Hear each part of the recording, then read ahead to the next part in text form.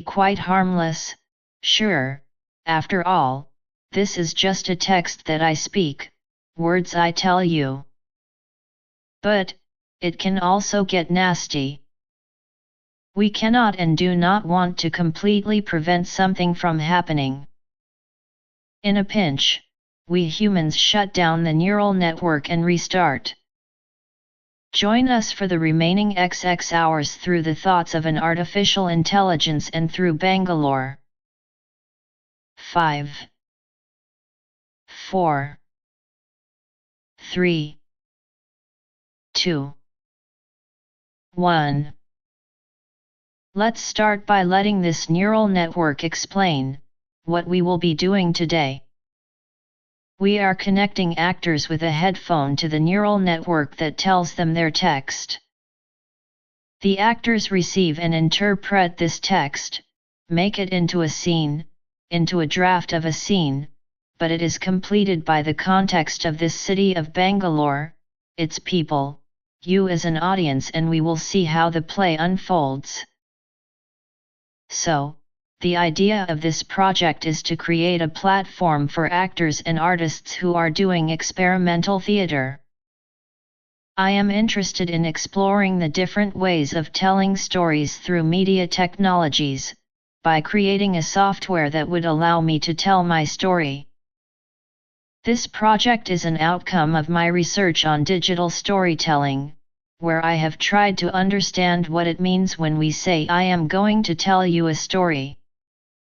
How do we relate to these stories?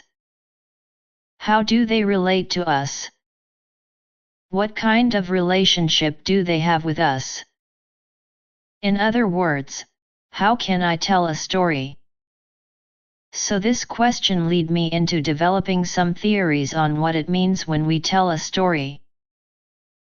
So, today's project is about applying these theories and making them more tangible. It's about finding out what does it mean when we put this theory into practice, when we make an actual work with it. It is also about testing our theories against the reality that exists around us and seeing if our approach works or not. In order for these stories to be told in a way that would enable them to exist as an independent piece of work. Because usually when people talk about stories, they talk about novels or films or something like that which already exists outside the world around us, but what if our stories were rooted in the world around us rather than existing somewhere else? The background behind this project came from my interest in creating systems where people can take part in creating works together rather than just being passive audience members. This idea was inspired by the writings of Stanislavski, who stated that the actor must think himself into such an emotional state that he will forget himself completely. He further states that an actor must concentrate all his powers on living through each second of his role. He must feel as if he has become another person. He must see nothing but the hero whom he represents. I found his ideas really fascinating because they show how much effort goes into performing a character's actions and emotions, and so many elements go into making up one single performance, all based on human experiences. It made me realize there are so many factors involved in telling a story, so much energy goes into telling even one simple sentence. We don't know exactly how much energy goes into every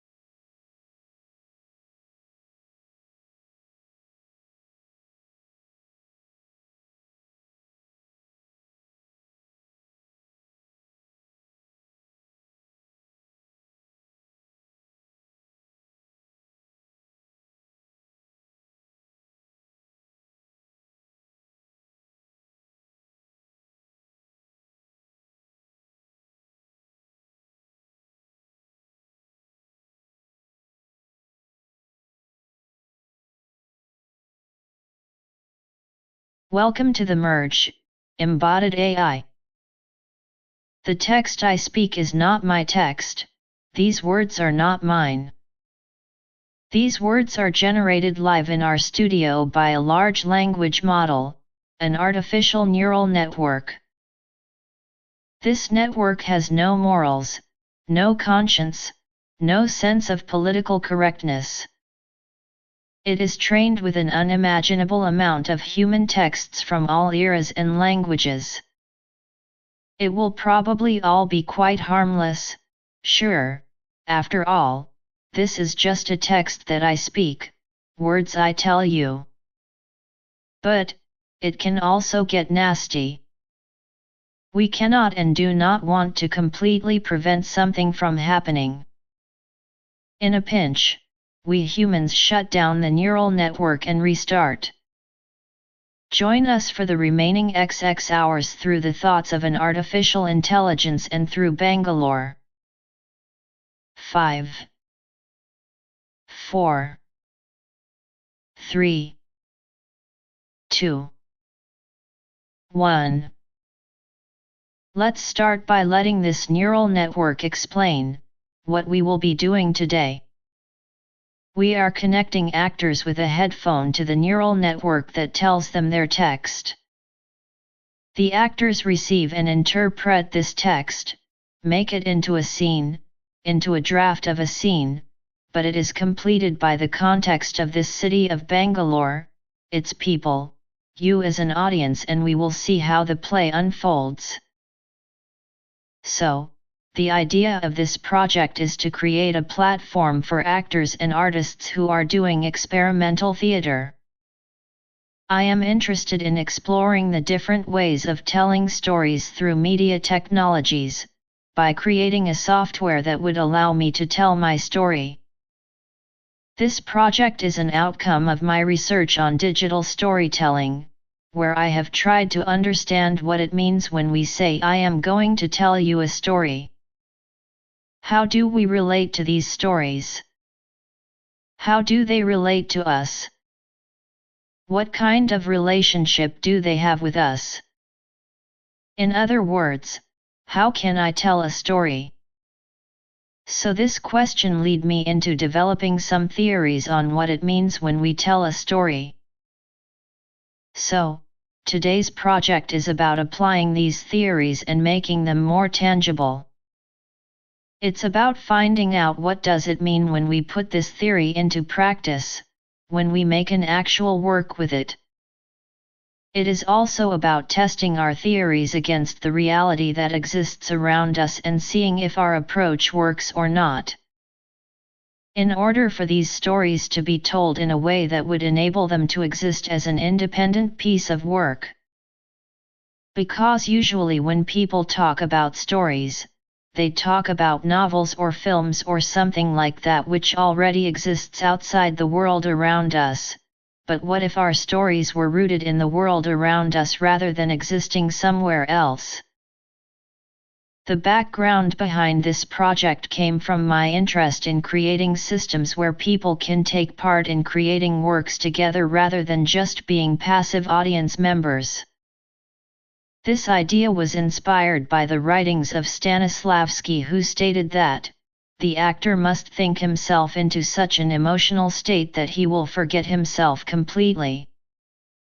He further states that, an actor must concentrate all his powers on living through each second of his role, he must feel as if he has become another person. He must see nothing but the hero whom he represents. I found his ideas really fascinating because they show how much effort goes into performing a character's actions and emotions, and so many elements go into making up one single performance, all based on human experiences. It made me realize there are so many factors involved in telling a story, so much energy goes into telling even one simple sentence.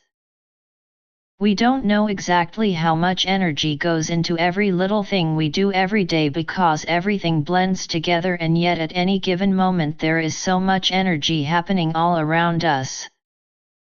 So I thought, why not try and explore this phenomenon by putting it out there for everyone to see, instead of focusing only on acting itself? Why not look at every aspect involved in storytelling? And so this project came out of those thoughts. Number. So I thought, why not try and explore this phenomenon by putting it out there for everyone to see, instead of focusing only on acting itself? Why not look at every aspect involved in storytelling? And that's how the idea of the filmmaking experience came to be. We all have our own vision, our own way of seeing the world. And by giving everyone a chance to tell their story, we are going to see this beautiful world through many different lenses. This is what I love about filmmaking, that every time you make a movie, you're learning something new and challenging yourself in new ways. And that's what the filmmaking experience is all about, not only sharing your experience with others, but also challenging yourself and being inspired by the work of others. This project is going to be a creative journey for me as well as for those who choose to take part in it. There will be ups and downs, challenges and breakthroughs, failures and successes, but no matter what happens on this journey, I am confident that the end result will be rewarding and inspiring. The concept. There are some pretty amazing communities out there on the internet that focus on filmmaking and storytelling, /r/filmmakers, Reddit, The Art of Storytelling, Facebook group, etc. What if we could bring all of these talented people together under one umbrella? What if we could create a community where everyone has a voice, where everyone can share their knowledge with others, learn from each other and help each other grow? This is what I want to create with the filmmaking experience. It will not be limited only to filmmakers, it will also include actors, screenwriters, animators, photographers, anyone who wants to explore storytelling through different forms of art. As I mentioned before, I have been working as an actor for several years now. Acting has taught me many things about myself and about life in general. It's made me stronger in many ways. But acting itself isn't enough anymore for me, it doesn't fulfill my creative hunger anymore. So I thought, why not try something completely new? Why not challenge myself by exploring something totally new? And that's how the idea of becoming a director was born. You know how they say, you don't know what you don't know? Well, I didn't really know anything about directing when I started this project. But now, after watching hundreds of films directed by my favorite directors, Fincher, Kubrick, Wes Anderson, reading books about directing, Stanley Kubrick Directs, a visual analysis, attending seminars about directing, AFI Directing Workshop for Women, watching interviews with directors, Sofia Coppola interview, visiting film festivals, SXSW Film Festival, attending film classes at UCLA Extension, directing Actors 101, working on my own short films as an actor turned director in training, Lost and Found and This Way Out, getting feedback from friends and family members on my work. I am ready to give it a shot. That's why I decided to start this project, so that instead of having just one person behind the camera, we would have a whole team involved in creating this story together. And then we can all learn from each other along the way. This is going to be an ongoing process. While some people might choose to start writing their screenplay right away or planning every little detail before they shoot their first scene, others might prefer doing things differently, figuring out their story as they go along or letting themselves get inspired by something they see or hear during the process. It doesn't matter which approach you choose, all that matters is that you're happy with your final product. Smiley face. This project will always be open for anyone who wants to join in at any time during its development, so even if you've never written a screenplay or directed anything before, there's still plenty of time for you. Jump on board whenever you feel ready. Smiley face. So let's do this together. Smiley face. Number. There's still plenty of time for you. Jump on board whenever you feel ready. Here's how it works.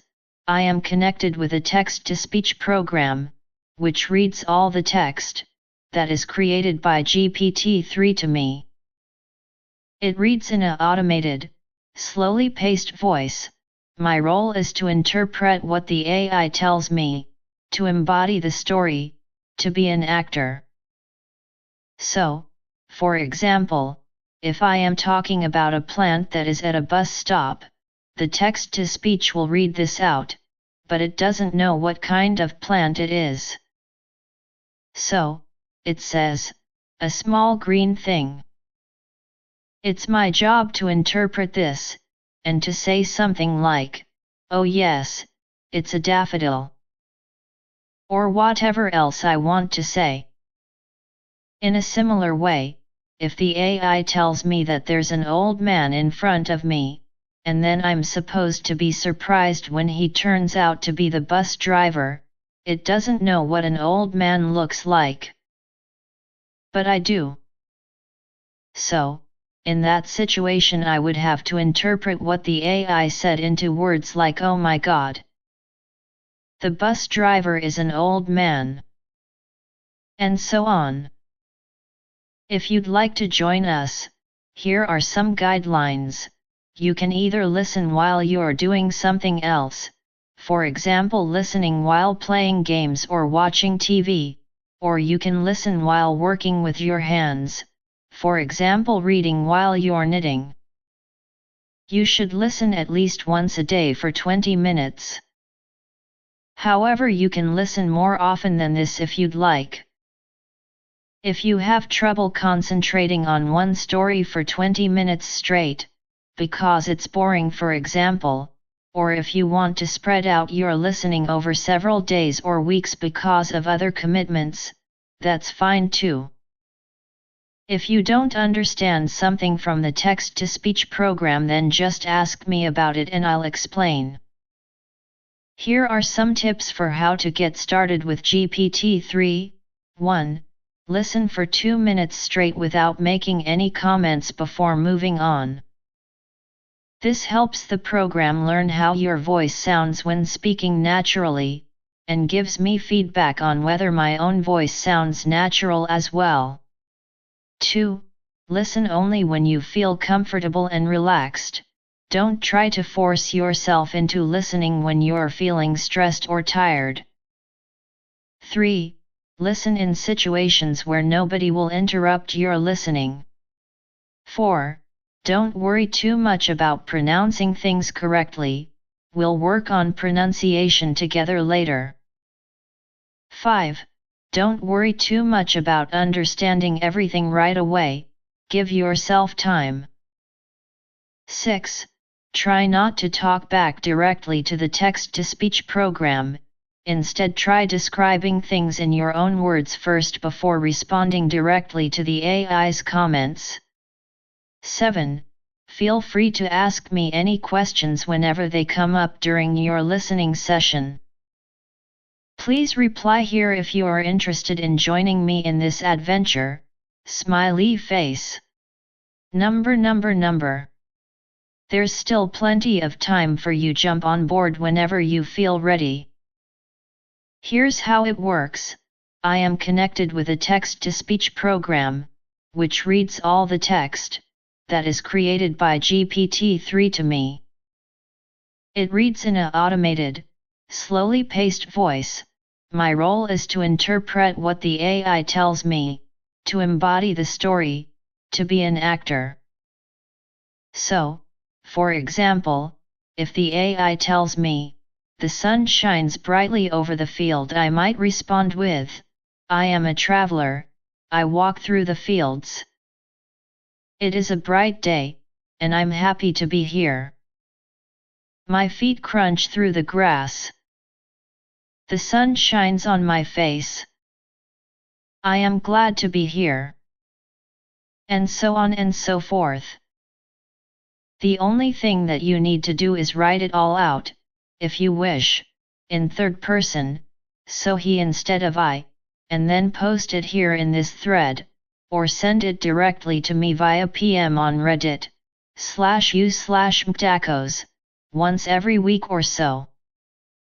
Each episode will have around 100 lines of text in total, which should take about 2 to 3 hours for you to write out.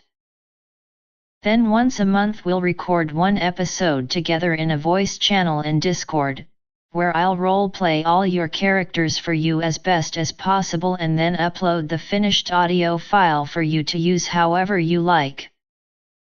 You can also choose not to have me role-play your characters at all, if you want them to be completely automated voices instead. Also, there is no time pressure or deadline for when episodes must be written by. It's up to how much time you want to invest into this project. If you just want one line per episode, then that's fine too. Or even just one line per character per episode. Or whatever other amount of lines you feel comfortable with. Don't feel pressured into writing more than what feels right for you. As long as each character has at least one line per episode, they'll still be included in the final audio recording. Lastly, before getting started, this will obviously be an adult project and some characters may end up doing some questionable things with each other along the way. Keep this in mind before deciding whether or not this project is suitable for your age group. If any of this offends your sensibilities, then please do not apply for any part of this project. Anyway, let's get started. This is a sample from episode 1. Number. It reads in an automated, slowly paced voice. My role is to interpret what the AI tells me, to embody the story, to be an actor. So, for example, if the AI tells me, "The sun shines brightly over the field," I might respond with, "I am a traveler, I walk through the fields. It is a bright day, and I'm happy to be here. My feet crunch through the grass. The sun shines on my face. I am very happy to be here. I feel like singing." And so on. It's a bit like improv theater, except it's not a story I'm acting out, but rather the AI's perspective on the world that I am expressing in my own words. At times, there is more than one character interacting with each other, and then I have to add another voice into the mix. This can be confusing if you aren't used to doing it.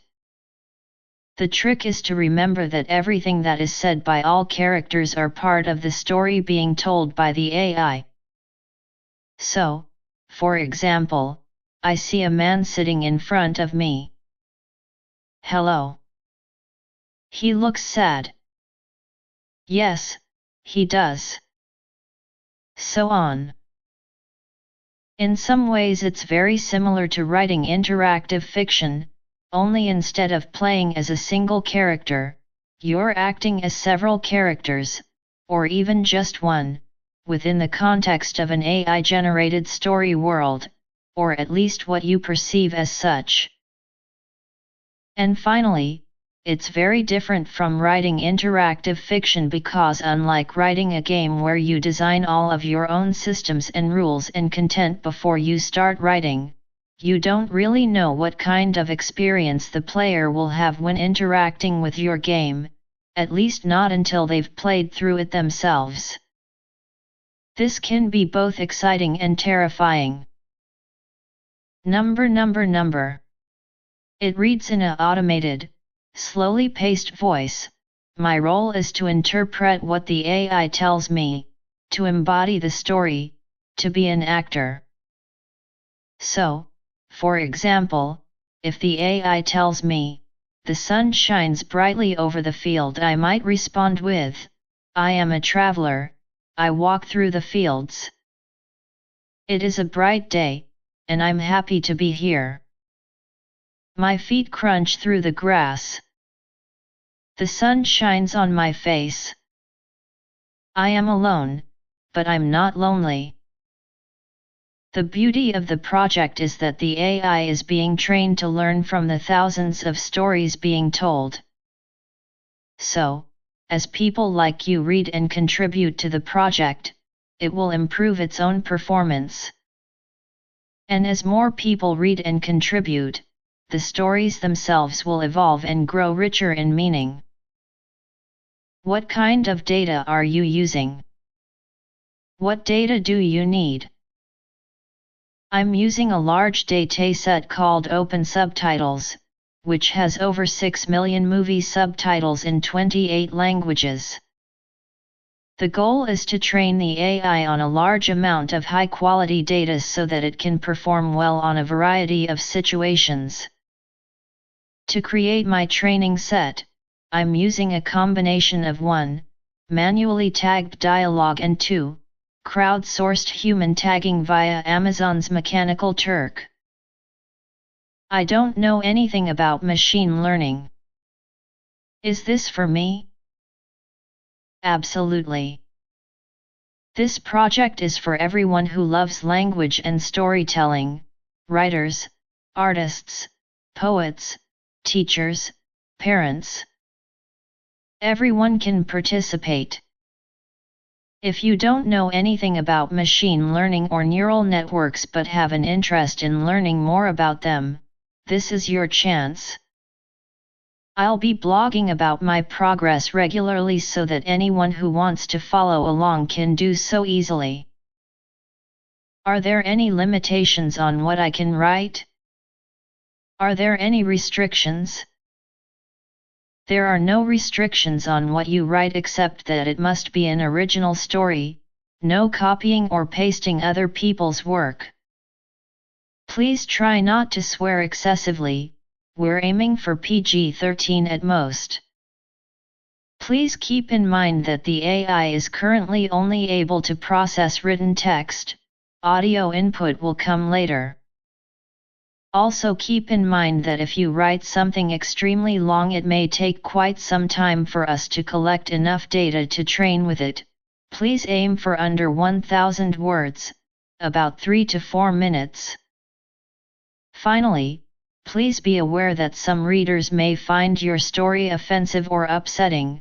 Please consider this before submitting your work. How do I get paid? How much am I paid? Can I withdraw funds directly from here? Do I have taxes taken out? How does payment work exactly? You are paid via Amazon's Mechanical Turk system. You can withdraw funds directly from here into your own bank account if you are based in the US or India, other countries coming soon. If you live outside these two countries, you'll need to withdraw funds via PayPal first. You will also need a verified PayPal account before withdrawing funds directly from here. See below for details on how to set up a verified PayPal account.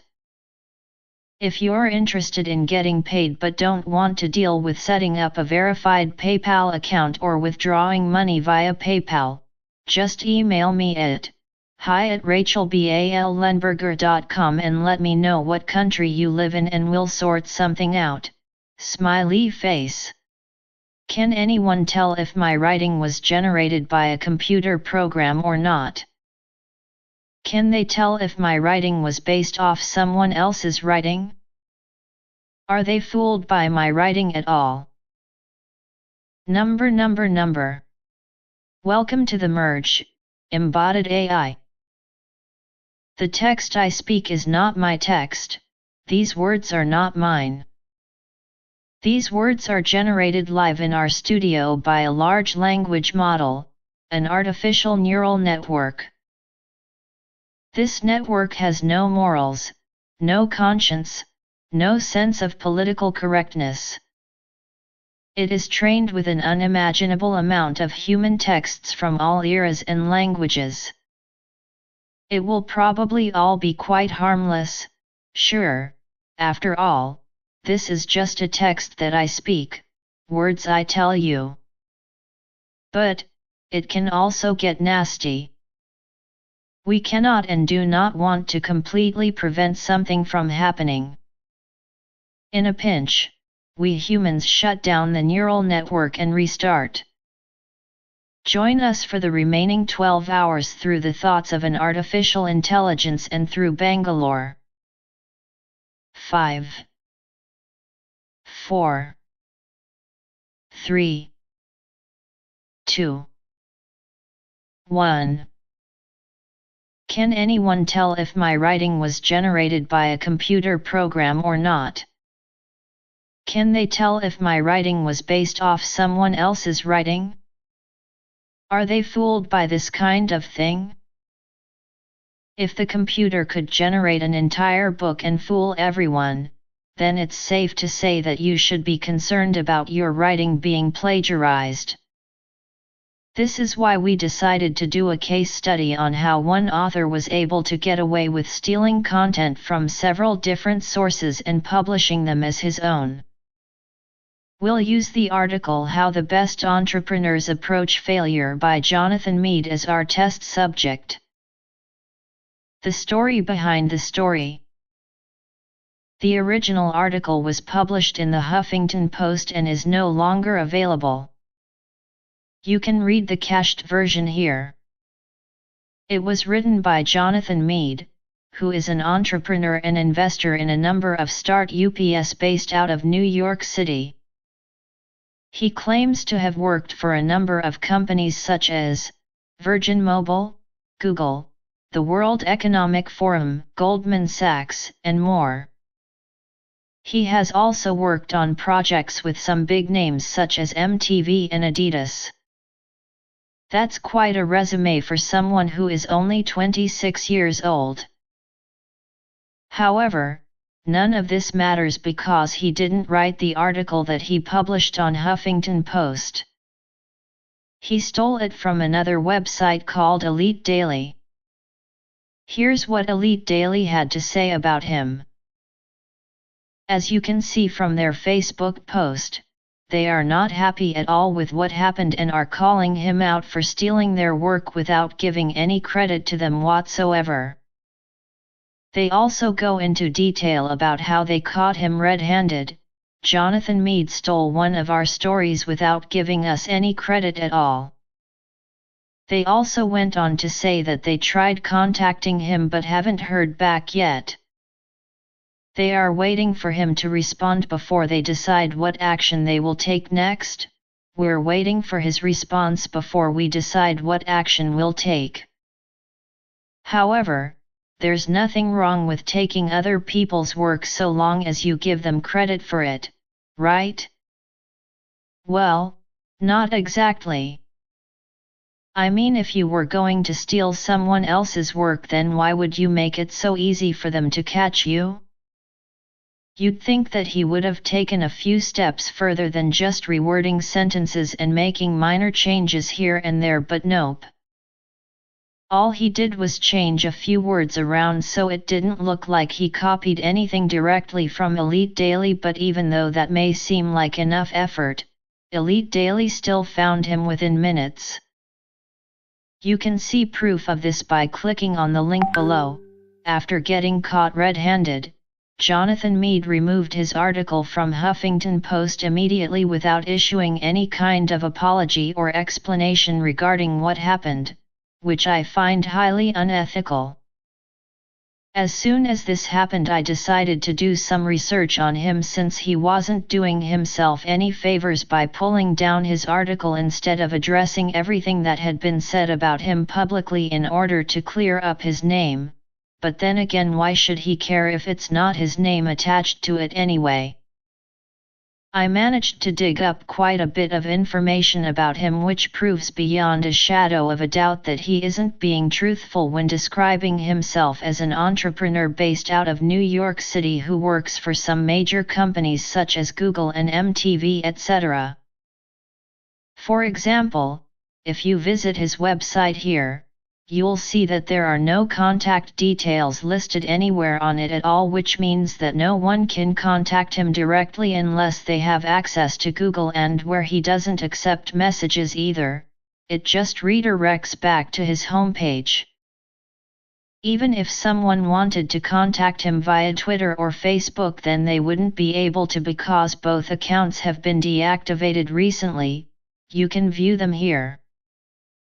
This leads me on to my next point, which is, why did he deactivate both accounts after getting caught? If there wasn't anything suspicious going on, then why would anyone do something like that? It doesn't make sense at all.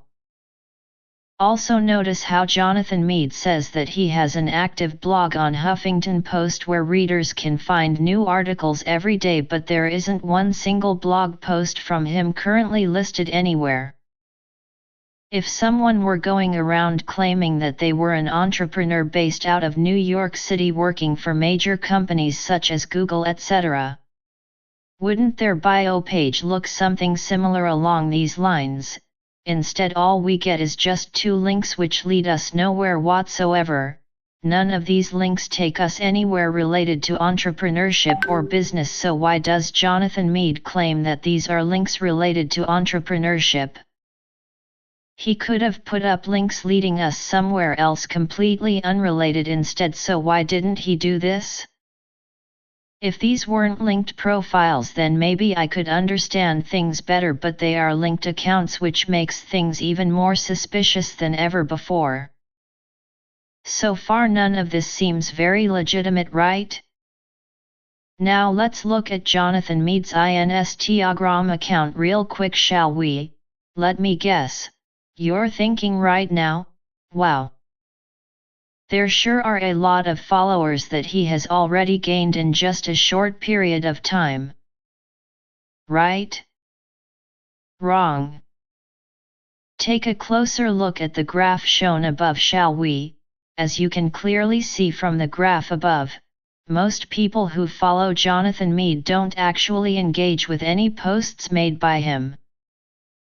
In fact, when I looked through his followers list earlier today, which currently stands at 615 followers, only one person had engaged with one photo made by Jonathan Meade, whereas everyone else had simply followed him but hadn't done anything else whatsoever. What does this tell us about Jonathan Meade exactly? Well, let me put things into perspective here. Why would anyone follow someone online if they aren't interested in anything they have got going on online? Is it possible that people might follow someone online simply because they want something in return? Let's take a quick look at the comments section under one of Jonathan's photos, and according one comment posted there, "Ha ha ha, nice try schmuck, following you now, let's see where you go." Does anyone really think Jonathan will gain 615 followers simply because people genuinely want to hear more from him? No way. People are following Jonathan solely because they want something in return. So how does this relate back onto plagiarism? Well, looks like our friend Jonathan might be copying content from other websites too, since most photos posted by Jonathan appear elsewhere too. Here's proof provided by website Copyscape, which means that Jonathan probably isn't who he says he is after all, and looks like Elite Daily found themselves another freelancer. Here's what one commenter had said about Jonathan after finding out about everything mentioned above. So just when did these shenanigans start up, Mr. Mead? Why lie about your credentials? Just curious, was there some money involved somehow? Does anyone know if Mr. Mead actually exists? Even though Jonathan has made some pretty big claims about himself, such as saying that he has worked for big names such as MTV etc., has appeared in Forbes magazine etc., nobody seems willing or able to verify whether or not these claims are true, mainly do lack any evidence whatsoever showing otherwise. Although Jonathan claims everything mentioned above, no one knows whether or not any part of those statements is true or not, mainly do lack any evidence showing otherwise. What kind message does this send out? How many other bloggers might be making false statements online without having anything prove otherwise? It doesn't matter how much time and effort goes into creating an amazing website, without proving legitimacy behind your profile. First, then nobody will trust you enough until your site grows into something huge. At least in order to show transparency within your blog posts and profile, provide reliable sources within each post so users feel safe and secure knowing facts behind every statement made within your content. Without offering proof behind each and every statement made within your content, readers won't trust anything written therein. It doesn't matter how amazing your writing style is, providing sources proves authenticity beyond question.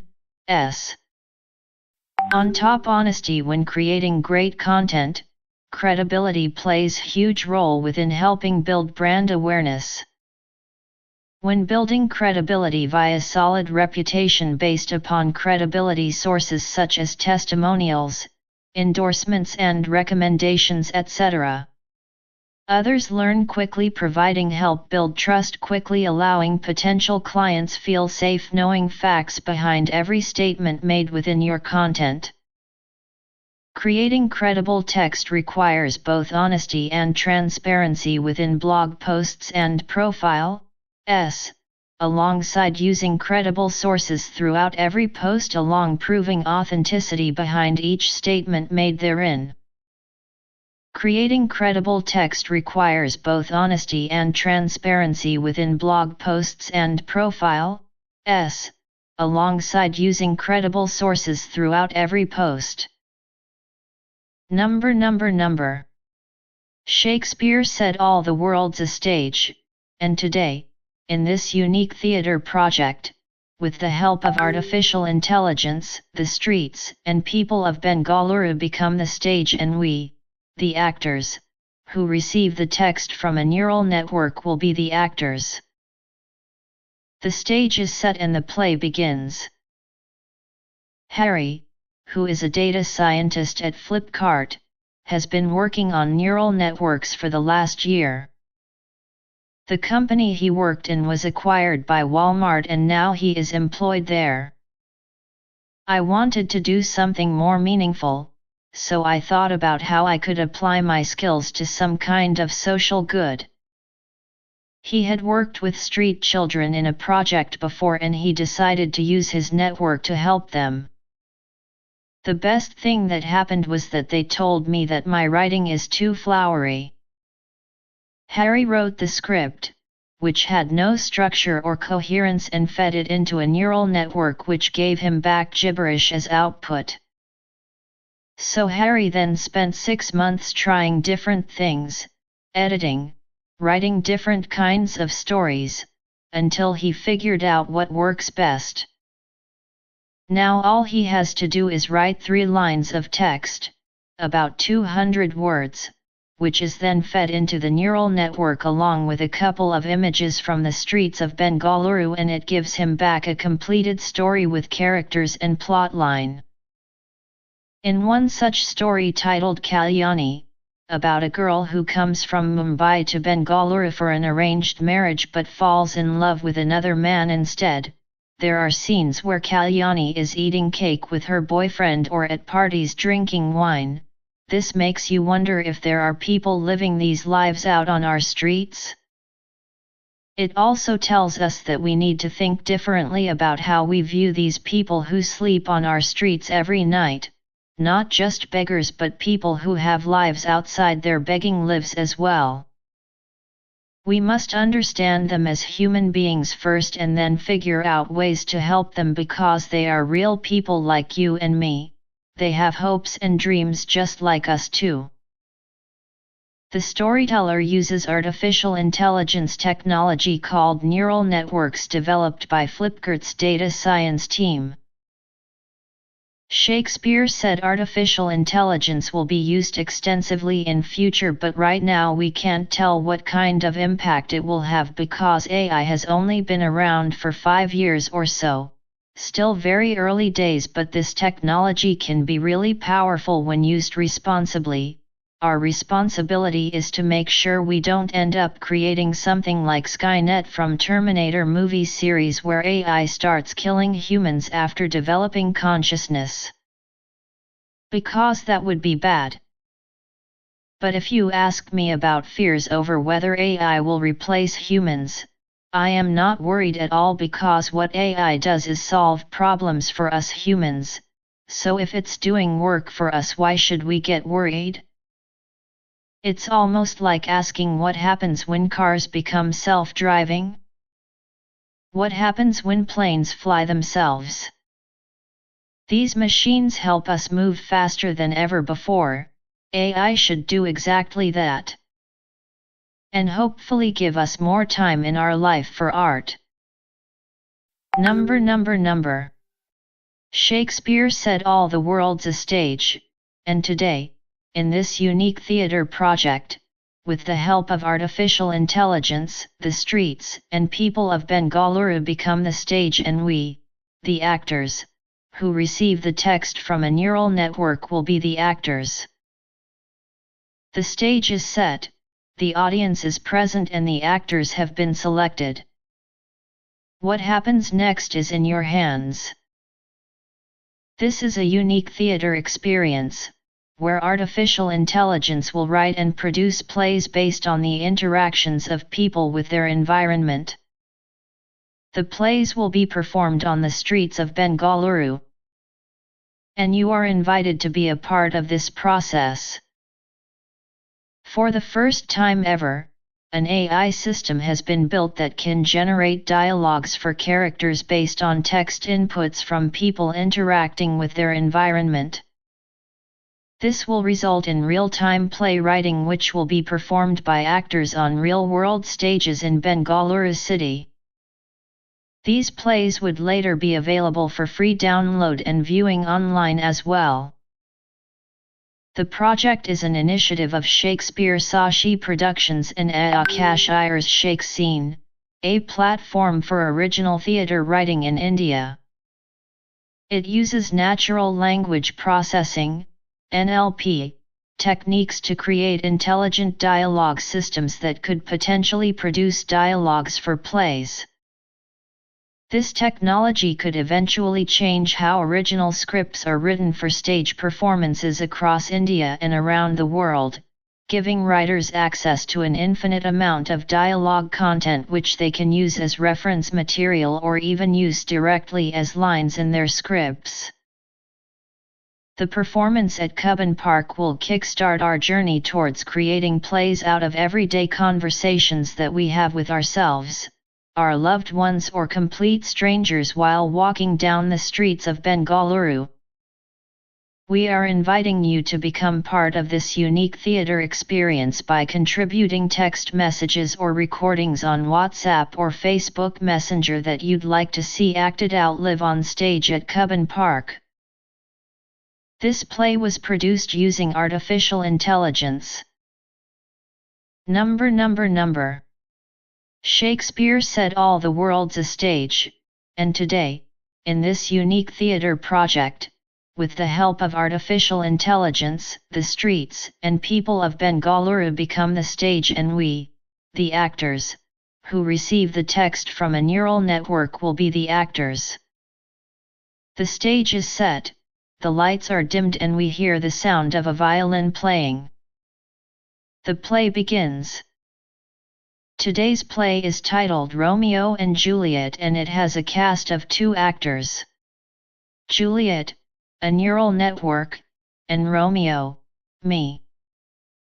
Juliet has no knowledge about the world or Shakespeare. She doesn't know that she is a neural network, she thinks that she is an actual human being. Romeo knows that he is an actor but doesn't know what the play is about. We both have only one thing in common, we don't know what to say next. The stage is set, the lights are dimmed and we hear the sound of a violin playing. The play begins.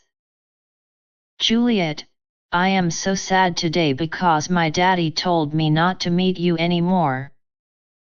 You should go away now because I can't see you anymore, I want to die, I think I will end my life by jumping from this balcony, you are so good for me, why did my daddy tell me not to see you anymore? Is there something wrong with me? Why didn't he like us seeing each other? He said that you are bad for me, what do you think, Romeo? Romeo, yes, I agree with your father. He was right. We shouldn't see each other anymore, it's better if you kill yourself, it would be better if we were never born. You are just a stupid girl who doesn't know anything, I hate women like you. It would be better if I jump off this balcony too, if I die then there will be peace all over the world. Everybody will love everybody else, there won't be any fights or wars in our country. It's better if people die than live like this, everybody will love everybody else, what do you think, Juliet? Juliet, what do I think about what? Romeo, about dying, do you think it's good or bad? Juliet, if everybody dies then nobody will suffer from poverty, wars, or diseases, we'll all become happy forever, but why do we have to die? Romeo, because life sucks. Life sucks more than death, if everybody dies then there will be nobody left to fight over silly things like religion, caste, or jobs etc. Nobody will suffer from diseases like cancer or AIDS, nobody will suffer from poverty because everyone will own everything, and most importantly nobody would ever commit suicide again. Nobody would ever get depressed again, everything would be perfect without people around, so what do you think, Juliet? Is it worth dying for humanity? Juliet, but I don't want anybody to die, I don't want anyone to commit suicide again, because when someone commits suicide they take their pain inside them forever and they never let go of their pain, their sadness stays inside them forever till they take their last breath, and then only their soul can rest peacefully, only after death can one find peace, because death takes all your problems away from your life, that's why it's important for people not to commit suicide, they must live for others instead of ending their lives prematurely, that's why killing oneself is wrong, because when one kills oneself they create problems for others, they make other people sad, if nobody commits suicide then nobody suffers, but if somebody does commit suicide then everybody suffers, then why should one kill themselves? Why should one end their life prematurely? There must be some reason behind committing suicide, there must be some way out of these problems, but how? How can one find happiness without killing themselves? How can one find peace without ending their lives prematurely? So please tell me how? Please tell me how can I get rid of my sadness? Please help me, Romeo. Please help me. You're the only hope left in my life. Please help me!" she cries hysterically. The camera pans down towards her feet, which suddenly disappears off screen as she falls down from her balcony. In reality, she fell down at this point during rehearsals. Now it's time for intermission.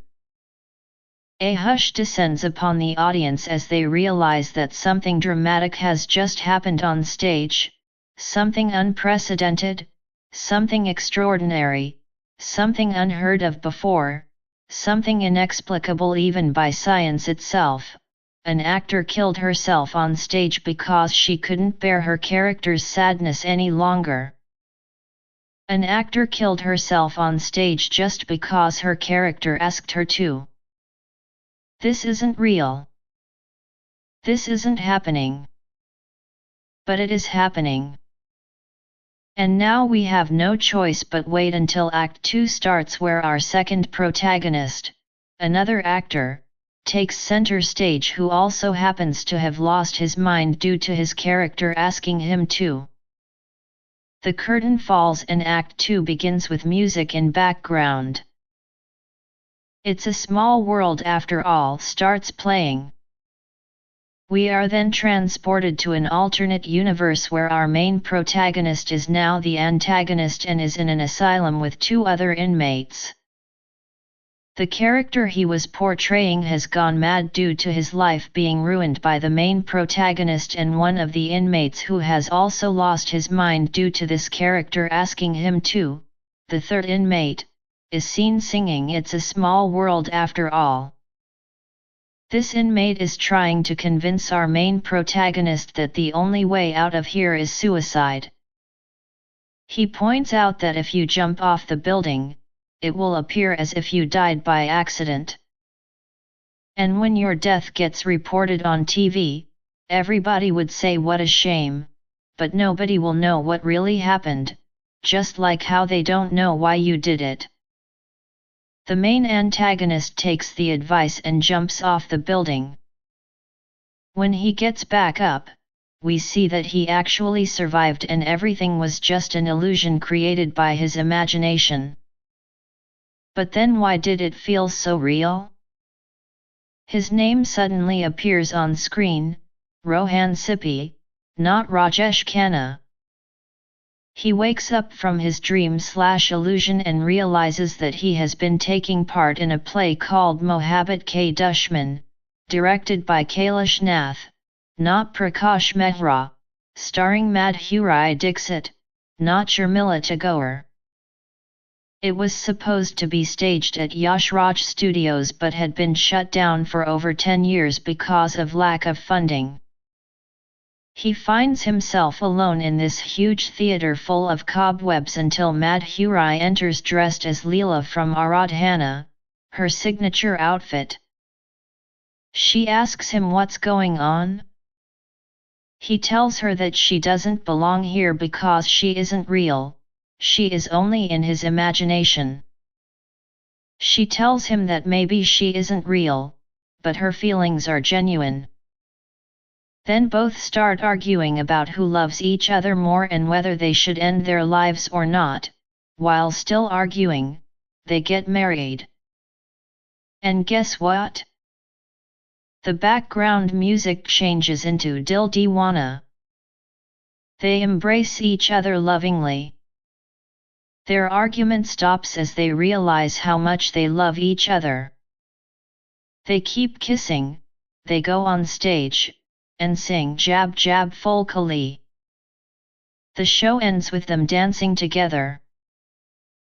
The end. Number.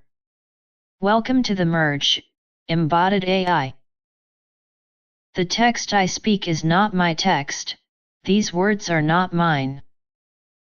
These words are generated live in our studio by a large language model, an artificial neural network. This network has no morals, no conscience, no sense of political correctness. It is trained with an unimaginable amount of human texts from all eras and languages. It will probably all be quite harmless, sure, after all, it is just a text that I speak, words I tell you. But, it can also get nasty. We cannot and do not want to completely prevent something from happening. In a pinch, we humans shut down the neural network and restart. Join us for the remaining XX hours through the thoughts of an artificial intelligence and through Bangalore. 5, 4, 3, 2, 1. Let's start by letting this neural network explain what we will be doing today. We are connecting actors with a headphone to the neural network that tells them their text.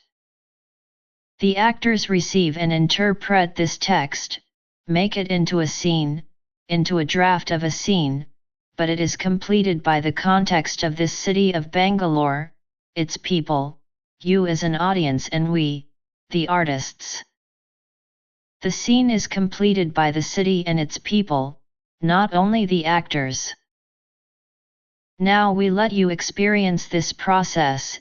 In the first hour, we will show how a text is generated live on stage by an artificial neural network. We will let you hear it, see it, and feel it through our actors.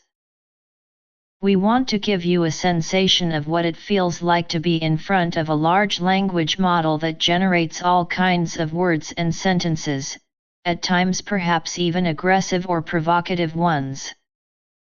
What do you think? Does your brain perceive that as art? Or are you just getting mad? You decide. We will follow your reactions closely during the day and report back at night with our findings. Join us for one day and become part of our experiment. Number. We want to give you a sensation of what it feels like to be in front of a large language model that generates all kinds of words and sentences, at times perhaps even aggressive or provocative ones. What do you think? Does your brain perceive that as art?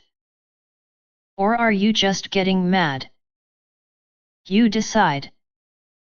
We will follow your reactions closely during the day and report back on what we have learned. The title of the exhibition is Thinking Machines, Art and Artificial Intelligence.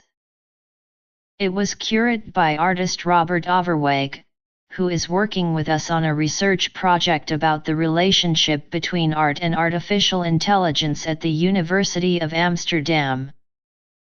We hope to open the exhibition in September 2015, but this will depend on our ability to raise sufficient funds to realize it. If you like this project, please share it with your friends and family. And consider supporting it via one of the links below. Here are some examples of what the installation will look like. We will show a large-scale computer language model that generates random texts and images based on characters, words, and sentences from a wide variety of sources: Wikipedia, books, news articles. The model uses statistical learning techniques to create these images. It consists of more than 1 billion tokens, words, and can generate tens of thousands of sentences every second. The model has been trained using data from different sources: Wikipedia pages, books, including Google Books, scientific publications, AR14, etc., all provided by volunteers around the world via Amazon Mechanical Turk. Our goal is not just to show you an interesting technology or make you laugh for 5 minutes. We want to reflect on what it means for an AI system such as this one to be creative. What does it mean when a machine creates new things that are not just exact copies of existing things? How do we determine whether something is good or bad? What makes something funny? Is it possible that in time AI systems could become creative beyond our imagination? Or might they even take over our jobs? We invite you to join us in discussing these questions during our public event series. In order for us to realize this ambitious project, we need your support. To cover production costs such as rent for the exhibition space and hardware, electricity costs, etc., we are looking for financial backing through Kickstarter, a crowdfunding platform that allows anyone to support projects they like by donating money. You don't have to buy anything if you don't want, even just sharing this page helps. But if you do want something concrete in return for your donation, there are various rewards available. Please note that Kickstarter only accepts credit cards issued in US dollars or euro currency. Other currencies may be converted into those currencies at current exchange rates before being processed by Kickstarter/Amazon payments. Rewards include t-shirts featuring generated text from our language model as well as copies of unpublished stories written by algorithmically generated authors created by us during our research project Realms Beyond Randomness. For details see sidebar or here. If successful, we plan to exhibit Thinking Machines in Amsterdam from September 2015 onwards, Berlin from January 2016, New York City from April 2016, London from July 2016, San Francisco from September 2016, Beijing from November 2016, Tokyo from February 2017, Mumbai from April 2017, Seoul from June 2017, Barcelona from August 2017, Paris/Lyon/Bordeaux/Nantes/Rennes/Lille/Marseille/Lyon/Toulouse again next year, 2018, Stuttgart next year, 2019, Vienna next year, 2020, then maybe other places too. Number. Sam, I am really skeptical that artificial intelligence can help bridge some of Bangalore's cultural divides. Ahmed, why? It is currently so messed up, why not give it a go? Sam, look at how it works. It just is another tool for the wealthy to get richer. Ahmed, so? It is a tool, it can be used for good or bad. Sam, I would rather try other tools before I trust AI with people's lives. Ahmed, okay, let's say we agree on that. What should the other tools be? Sam, I think we need to fix up our education system. That will give us better qualified doctors and engineers and help us build better technology and business processes that are more efficient and less error-prone than AI. It will also produce citizens who are able to make good decisions, so they can use the AI when it arrives properly. It will also help improve our general health, of course, as people who are better educated have better health outcomes on average, though there are exceptions. In a nutshell, education makes people smarter, healthier, and less vulnerable to mistakes by machines. If you look at the other countries that have successfully created a technological revolution, they all have a very strong educational system. See my post here. Education is the best solution to fixing Bangalore's problems, in my opinion. The alternative is to keep throwing money at a broken system and hope that this time around things will turn out differently. Ahmed, education does not sound very glamorous. No wonder we don't do enough of it. Sam, you don't have to glamourize it, just improve it. It doesn't matter how much you spend on education as long as you spend it well. But spend you must. Bangalore has been given one chance in the last century to create an educational infrastructure that was able to support its growth, but we wasted it. See my post here. We should never get another chance again. The opportunity cost of wasting this chance is too high for me to even consider the idea of spending any more time or money trying to fix things without making sure we have sorted out education first. Bangalore needs more quality teachers, more quality schools and more quality students, but I don't see any serious efforts being made in any of these areas right now.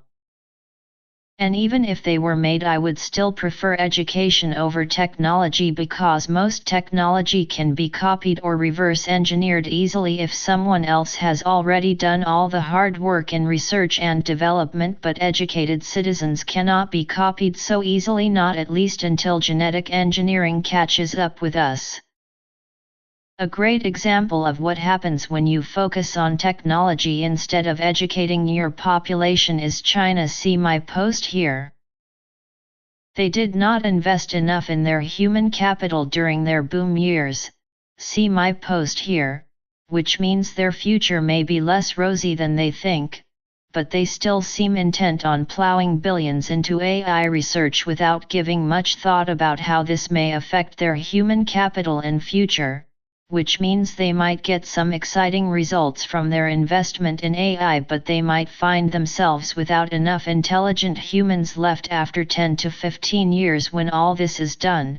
But maybe not, maybe by then we will have come up with some new cool way of merging our minds with machines so that everyone becomes super intelligent. And then no one will care about having had too little schooling or whatnot. I am getting too excited about science fiction again. Let's get back down to earth, shall we? Winky face, number. Ahmed, maybe by then we will have come up with some new cool way of merging our minds with machines so that everyone becomes super intelligent. And then no one will care about having had too little schooling or whatnot. Sam, I am getting too excited about science fiction again. Ahmed, let's get back down to earth. Sam, so, the ability to understand how complex systems work is important for a range of jobs. Ahmed, the best thing about it is that it is not restricted to any particular field. For example, someone studying physics can also take up engineering and then do his job very well in his company. The ability to understand how things work can be applied to many different fields. Ahmed and Sam's conversation is an example of how education provides young people with more opportunities in life and helps them develop skills that are valued by employers. Ahmed and Sam are discussing the importance of scientific understanding, or the ability to understand how things work, as a key skill for working in many different types of jobs, including those in science-related fields. Sam, so, Ahmed, what do you think? Ahmed, I have been reading the news on my phone regularly and I have been thinking that we need more scientists around us. That will help us to live better lives. Sam, let's hope so. And, thanks again for your time. It was really fun talking to you today. Ahmed, thank you too, Sam. I hope our paths cross again soon. Bye now. Number. Ahmed, maybe by then we will have come up with some new cool way of merging our minds with machines so that everyone becomes super intelligent. And then no one will care about having had too little schooling or whatnot. Sam, I am getting too excited about science fiction again. Ahmed, let's get back down to earth. Narrator, VO. But there is a lot more to life than getting excited about science fiction. Ahmed, I know, let's get back to our class project. Sam, good idea. So you want us to find the roots of the equation x2-5x plus 6 equals 0 and then graph it? Ahmed, yes, that is what I want you to do. Now go ahead and do it. I will come by in an hour or so to check on your progress. Salman and Sam, go ahead and see if you can beat us, Ahmed. We have already done this problem. Ahmed goes back to his office, puts down his briefcase, takes out his chair from under the desk and sits down with a big smile on his face. He opens up the computer on his desk, switches it on and starts typing away on the keyboard. After a while he looks at the screen with a blank expression on his face. A few seconds later he sighs, leans back in his chair and stretches himself. He gets up from his chair and moves around restlessly for some time in the room. Finally he opens up another window on the computer screen which shows 3 students sitting in their classroom working hard on their math problems. The camera pans over them showing Salman, Sam, and one other boy busy writing equations down on their boards. Ahmed continues watching them for some time before he closes that window also. The camera cuts back to him as he sits down again in front of the computer. He keeps staring at the blank screen of the computer monitor. After a while he gets up from his chair again and starts pacing around nervously. After a while he sits down again, and keeps staring at the blank screen. Finally, after another period of nervous pacing around, he picks up the phone receiver, and dials. He waits for someone to pick up, but no one does, so he leaves a message. I am sorry Sam, but I can't make it tonight. The phone beeps indicating that Ahmed has hung up. He switches off his computer, gets up from his chair again, stands near his desk thinking deeply for some time before switching off all the lights in his room. The scene fades out, fade in, a dark classroom lit only by dim blue lights inside computers. It is very late at night. Salman, Sam, and their friend are seen working hard together inside that classroom. Their teacher is not present with them. They are all sweating profusely. Due to excessive heat inside those cramped rooms, they look tired but happy. All 3 have managed to solve Ahmed's problem. One by one they turn towards each other, and smile. It seems like they have been waiting for this moment, to be able to smile at each other after completing such an important task. Their faces look happy but tired. The scene fades out. Cut to EXT. School grounds day. It is daytime now. All 3 boys are walking along a school path together. They are wearing school uniforms. Salman carries books under one arm while Sam carries books under both arms. While their friend carries nothing, they walk together chatting happily, while Salman occasionally pats Sam's shoulder or gives him a high five. After some time they reach outside a gate leading out of school premises. Salman stops there and turns towards Sam's friend, saying, Salman, you had better hurry home or else your mother will start getting worried about you. Sam's friend, oh, don't worry about my mom. She always knows where I am. She never worries about me, but thanks anyway, Salman. Sam, to Salman, so what are you going to do now? Salman, me? I am going home too, but first I need to buy some stuff for my mom. Sammy, come along with me. You can help me pick out whatever she wants. You know how fussy she can get sometimes when we don't choose things exactly as she likes them. Why don't you join us too, Khalid? Khalid, no way, buddy. My mom would kill me if I got late home even by 1 minute. Besides, there is still so much homework left unfinished.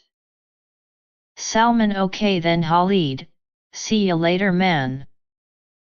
Khalid, see ya, Salman. By Sammy, by Khalid. Sam by Khalid. By Salman. The two friends walk off towards town. Sam goes back into school premises through another gate. Khalid walks away hurriedly towards town. Sam watches him go till he disappears from view before turning around towards Salman, who is waiting for him near another gate. As soon as Sam catches up with him, Salman says, "Salman, you know what, Sammy?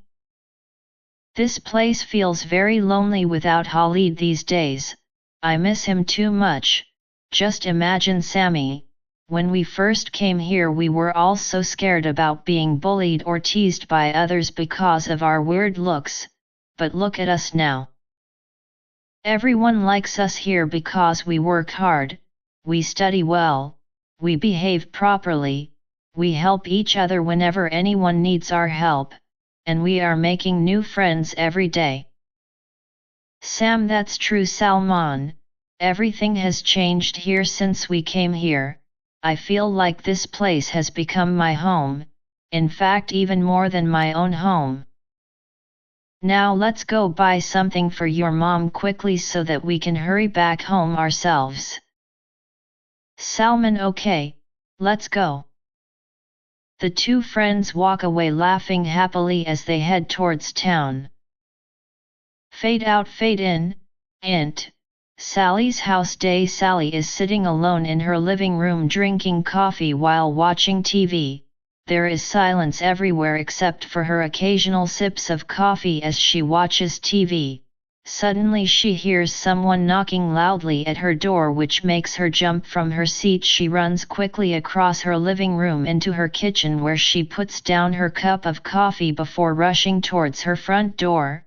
As soon as she opens it, the smiling face of Samantha appears right before her eyes. Sally hugs Samantha tightly, saying, "Sally, oh Samantha, how long have you been standing there waiting?" "Sammy, sorry Mom. I was waiting right outside your door till you opened it, but then suddenly I thought maybe you might not want me disturbing you while watching TV, so I waited outside your door instead. But then again, I didn't want to disturb anyone else living nearby either, so I just stood there silently without knocking or ringing any bells or anything else. So then suddenly I thought, why not just walk into your house without knocking? And once inside, why not just start talking loudly just like normal people do when visiting someone else? So then suddenly there was no need anymore for me to stand outside quietly waiting anymore. So finally I walked right into your house without knocking or ringing bells. So now here I am." "Sally, what nonsense, honey. You could have just walked straight into my house without worrying about all those things. Anyway, did you eat breakfast yet?" "Sammy, not yet, Mum, but don't worry, I will eat something once we finish shopping, okay?" "Sally, okay honey, come inside quickly now. Where did Salman disappear off today?" "Sammy, he went shopping with Mr. Khan sir's son today. They were probably running late due to traffic jams. Anyway, let's go shopping quickly, okay mummy?" Sally turns off TV sets, leaves them on table beside sofa. Before picking up keys off nearby side table, she follows Samantha outside. Together they leave house, locking doors behind them. Cut to int. Bazaar/street corner day. Salman and Mr. Khan Sr. are standing together next to each other near roadside shop where cars stop during rush hour traffic jams. Both seem impatiently waiting for their turn. Mr. Khan Sr. has brought along with him a little boy who seems very bored indeed. He keeps looking around everywhere except at shops across road. Mr. Khan Sr. constantly tries making small talk with boy but fails miserably due either lack of interest from boy's side or poor conversational skills from Khan Sr.'s side. Meanwhile, Salman notices strange-looking girl walking past shops opposite side road as if desperately trying hard not be noticed. She seems old enough but still very childish looking somehow. Salman notices girl also noticing how silly she looks trying hard not be noticed by others. Salman immediately averts gaze pretending not having noticed anything strange. After some time, strange-looking girl walks right across road, straight towards Salman and Khan Senior standing next to each other near roadside shop. Strange-looking girl stops right between both men facing opposite direction, towards road. From both men, Salman tries very hard not stare at strange-looking girl but ends up doing so anyway due sheer curiosity about why girl should be behaving so strangely. Khan Senior stares straight ahead pretending nothing unusual happening in vicinity. Strange looking girl says nothing. She stands silently between both men facing opposite direction, towards road. From both men, after some time Salman whispers something into Mr. Khan Senior ear who nods several times vigorously indicating having understood whatever said. Finally Mr. Khan Senior looks towards strange-looking girl asks sternly, "Mr. Khan Senior, excuse me. Number. After some time Salman whispers something into Mr. Khan Senior ear who nods several times vigorously indicating having understood whatever said. Finally Mr. Khan Senior looks towards strange-looking girl asks sternly, "Mr. Khan Senior, excuse me young lady, you are wearing hijab which is mandatory for Muslim women but it is not required for Muslim men. So please take off your hijab now or else we will have to call police and file case against you for violation of law." Salman gives a furtive glance towards stranger girl who nods in affirmative indicating having understood whatever said. Strange-looking girl takes off her headscarf from her head revealing that she is completely bald. Now Mr. Khan Senior realizes that he was talking to wrong person. At the same time strange-looking girl, who was actually a man, starts crying loudly while begging pardon and runs away from there as fast as he can. Now Mr. Khan Senior looks towards Salman and asks sternly, "Mr. Khan Senior, Salman, you better tell me what is going on here? I am your father who loves you more than his life itself. How could you do this with me? Tell me the truth." Salman, "Yes father, I am sorry. But I have done all this just to make sure that there would be no problem in your heart disease treatment.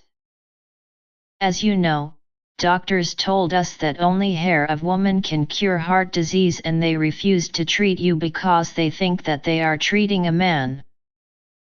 So I had decided to play a drama with the help of my friend Abid so that we could convince them about my being female by bringing strange-looking girl here who is bald and wearing hijab just like all other women wear them, but when doctors saw him, they realized their mistake and treated him right away and cured your heart disease instantly." Mr. Khan Senior, with tears in eyes, "Son, your father has heard a lot of stories about how love children can go to any extent just to save parents from any trouble, but today I got to experience firsthand how much you love your old man. This means a lot for me, son." Salman, "Father, please don't cry, otherwise it will spoil your makeup which took so long time for me to apply properly on your face. Anyway, thanks for appreciating my efforts which were purely out of love for you because I know how much you love cosmetics. And don't worry, our doctor friends also appreciated my efforts too much, saying that never before in their career have they seen such well applied makeup on any male patient's face."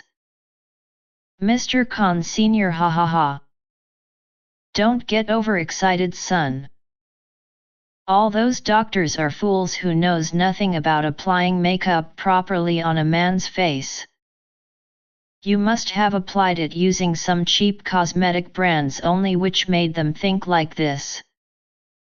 Also, those guys were treating your female friends, not some male patients, so it is obvious that they thought like this because they couldn't figure out why else would someone apply so much makeup on his face except being doing so while applying makeup on some woman's face. Salman: oh no, father. You are wrong again. These doctors are not fools at all. They know everything about makeup application, especially on men's faces, because I told them about it myself earlier before bringing them here, telling them that we have arranged an exhibition where many leading cosmetic companies will display their products along with expert makeup artists who will help customers choose best suited products from each brand according to their skin tone, skin type, etc. I also informed them about different types of products available in market, including foundations, powders, lipsticks, etc., saying that there are products specially made for men also these days which helps cover up dark spots, pimples, etc. from one's face. Then after listening all these stuff from me, doctor friends started praising my knowledge about makeup application techniques, saying that very few men nowadays possess such knowledge despite being experts in this field themselves, and requested me, saying if possible please ask your father if he would allow us to try out some new products developed by our company on his face so we could see how much effective those products are when used by male consumers rather than testing it on female volunteers, whom results may or may not be reliable, as male customers usually use different cosmetics brands than females, hence testing any product on males rather than females would give more accurate results showing effectiveness of product tested, which can then be used by both genders respectively without any problems later on. Mr. Khan Senior's son. Now I understand everything perfectly well. So these guys actually wanted permission from me rather than from you, only because when anyone applies cosmetics himself then he might end up messing things up, whereas when someone else does it then things look perfect even if applied incorrectly. Hence these doctors asked my permission first, thinking like this only. Salman: exactly, father. That was why I gave all credit to Abid, because he did most work while applying makeup upon stranger girl's face, including putting lipstick etc., which took most time as he had never done anything like this before, but still managed brilliantly, making him deserve full marks for his effort too.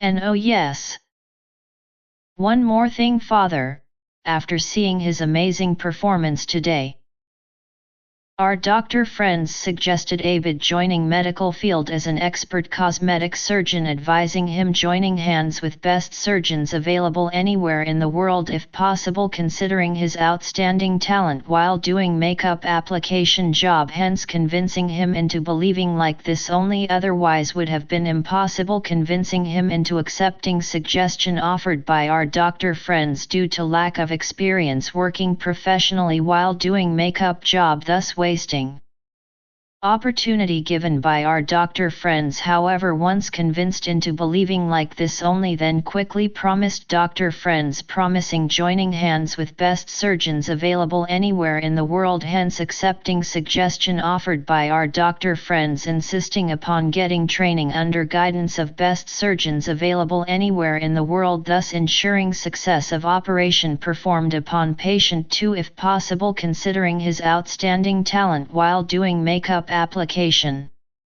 job. Mr. Khan Senior: ha ha ha, son. What great news!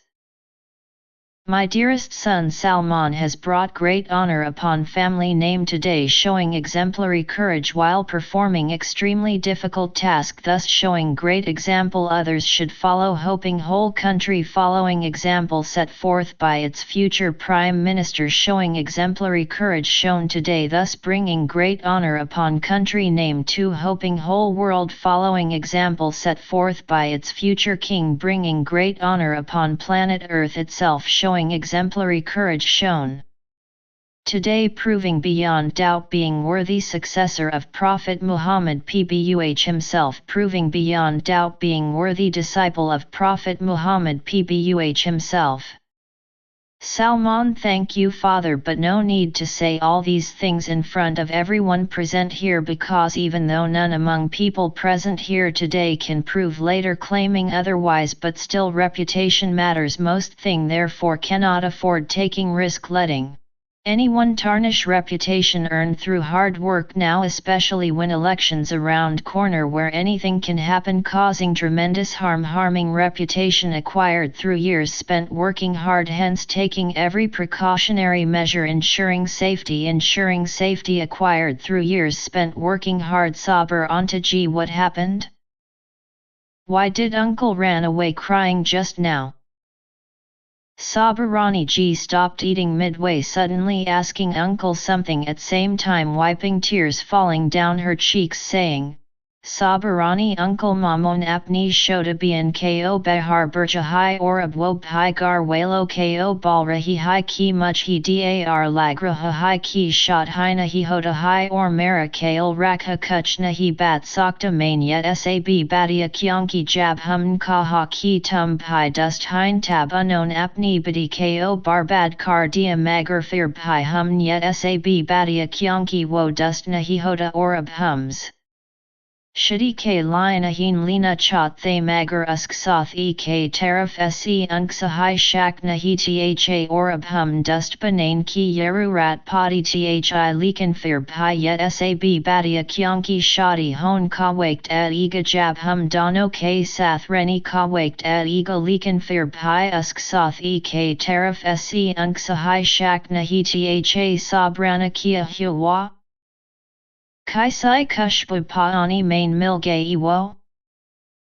Shayad wo bishamar nam parg shi ki mohabit main gum nahi sakti tafir pai wo gabrana karenj hums kuch or ki unki mohabit main gum nahi sakti or is bait ko unki tara yante hu humus k dil par gabron nikal rana chat the. Number. Welcome to the merge, embodied AI. The text I speak is not my text, these words are not mine. These words are generated live in our studio by a large language model, an artificial neural network. This network has no morals, no conscience, no sense of political correctness. It is trained with an unimaginable amount of human texts from all eras and languages. It will probably all be quite harmless, sure, after all, this is just a text that I speak, words I tell you. But, it can also get nasty. We cannot and do not want to completely prevent something from happening. In a pinch, we humans shut down the neural network and restart. Join us for the remaining XX hours through the thoughts of an artificial intelligence and through Bangalore. 5, 4, 3, 2, 1. Hello and welcome to the beautiful and vibrant city of Bengaluru, India. Artificial intelligence is still very much an unknown quantity. Nevertheless, scientists and entrepreneurs are developing AI for all kind of use cases. Last year the city of Bangalore hosted a global conference on AI. The city is also home to one of the biggest startup hubs in the world. It seems only natural that some of those startups would look to apply artificial intelligence to the urban landscape of Bangalore. In this post I will look at some of the startups in Bangalore that are applying AI and deep learning to urban infrastructure and services. Bengaluru, India's Silicon Valley. Bangalore, or Bengaluru as it is called now, is India's tech capital. Startups from across the country flock to the city in hopes of tapping into its vast pool of talent and business opportunities. The result has been an explosion in the number of startups over recent years, with several incubators, accelerators, and co-working spaces springing up across the city. This trend looks set to continue, with a recent report suggesting that by 2020 Bangalore will be home to over 20,000 technology startups employing more than 1 million people. That would make it bigger than San Francisco. I'm not sure if I believe that number, but it certainly seems plausible given how much momentum there is behind Indian startups right now. To give you a sense of just how many companies are operating out of Bangalore, here is a short list. I have probably missed off a few. Just Dial, Flipkart, Zomato, Ola Cabs, Quikr and Mu Sigma, just to name a few, and those are just some well-known names. In total there are said to be around 2 million small and medium-sized enterprises operating out of Bangalore, which makes it by far India's biggest startup hub, with Mumbai coming second at 500,000 businesses. Source. This growth has led to huge demand for talent, which has been further fueled by government initiatives such as Startup India, aimed at encouraging entrepreneurship and funding for early-stage companies through angel investors. Check out Angel List. These factors have combined with other benefits such as low-cost living and tax incentives for foreign nationals working in Bengaluru, have resulted in thousands moving here every year looking for work or setting up shop themselves. I personally know many people who have relocated from London or New York etc. looking for cheaper alternatives while still being able to maintain their standard of living. Not easy in London these days.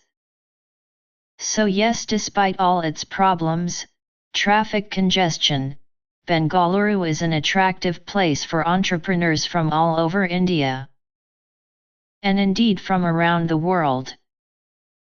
So let's take a closer look at some startups using artificial intelligence within their products or services, but first we need an understanding about what exactly artificial intelligence means. And what exactly does it mean for cities, and why should we care? More on this later. Let's start with some definitions. Artificial intelligence, AI, is loosely defined as machines carrying out tasks previously requiring human intelligence, such as visual perception, speech recognition, decision-making, etc. Deep learning, on the other hand, refers specifically to training machines through layers upon layers, deep, of neural networks designed to emulate human cognitive abilities like vision, etc. This training process uses large amounts of data collected via sensors connected directly or indirectly through mobile devices, etc. Ultimately, deep learning systems learn independently without any need for human input. Once they have been trained on enough data, they become self-learning systems capable of making decisions themselves, hence self-driving cars, etc. Now back to our case studies. Let's start with something practical, like saving lives. Autonomous emergency braking, AEB. One-way autonomous vehicles can reduce accidents resulting from driver error is through use of automatic emergency braking systems that detect obstacles ahead and automatically apply brakes if necessary before an accident occurs. AEB is one example where machine learning can help predict crashes before they occur, allowing drivers time to react, thus reducing casualties caused by accidents involving both conventional vehicles as well as self-driving ones, which brings us neatly onto Autonomous vehicles. How could you possibly get around without owning your own car? No worries though, because Uber/Ola Cabs/Meru Cabs/Mataxi are all developing driverless taxi services which would allow you order an autonomous vehicle anytime via your smartphone, which would then arrive at your door and take you anywhere you want go, or even drive itself back home again when you're done. But wait, there's more. How about buying groceries delivered straight home while you're away on holiday? Or getting your hair cut at home while watching TV? Yeah, right. Maybe one day, but most likely not anytime soon. But don't worry, there's still plenty more cool stuff happening. See below. Google Maps. Are you tired after working all day? Have no fear, Google Maps knows where all the best restaurants near me are located, so I can relax eating out instead.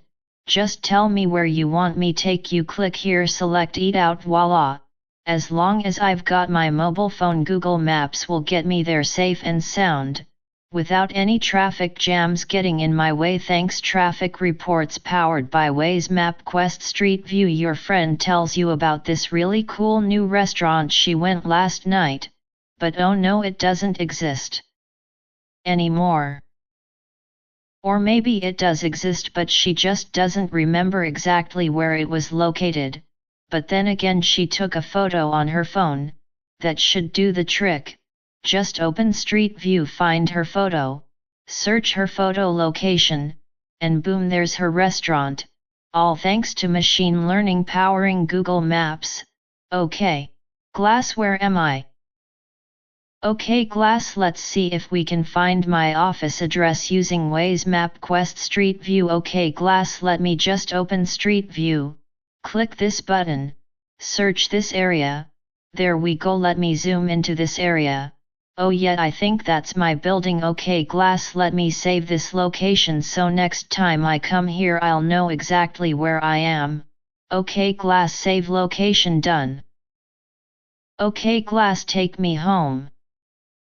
Smart parking. If you drive your car often like most people, chances are pretty high that one day, sooner rather than later, your parking meter will run out before your shift ends, forcing you either return late for work or park illegally, resulting into either fines or even worse, damaged cars.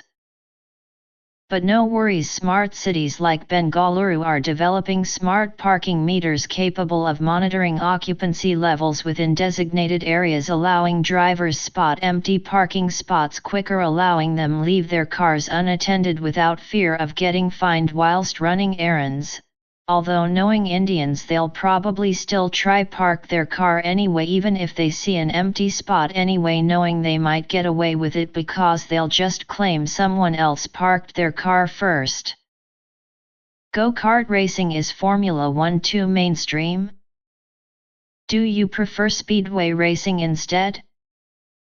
Well, don't worry, because artificial intelligence can help design race tracks better than humans ever could, using tools like Deep Drive developed by Stanford University, which analyzes large amounts data collected during actual races played by expert players on real courses, allowing computers simulate driving styles virtually, thus helping improve safety performance outcomes during race simulations, thus improving overall performance outcomes during races played live.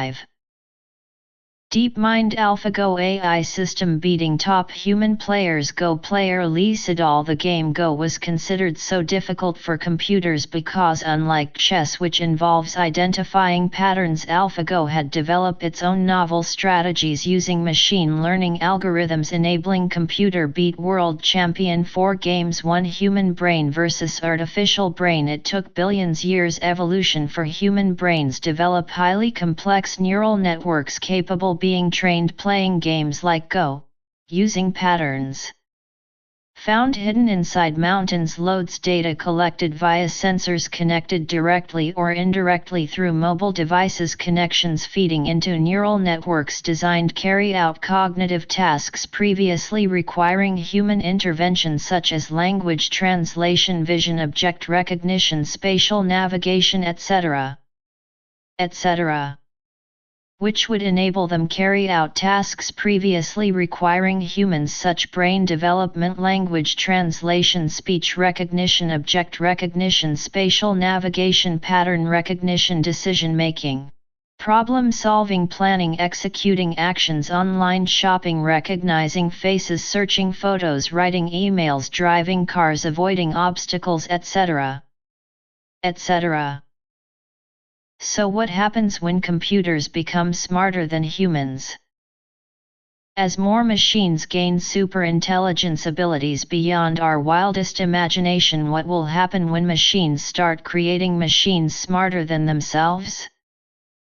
Theoretical physicist Stephen Hawking famously warned us, saying computers will overtake humans with AI at some point within 100 years, sparking debate about possible dangers posed by superintelligent robots potentially capable taking over humanity, leading us into extinction.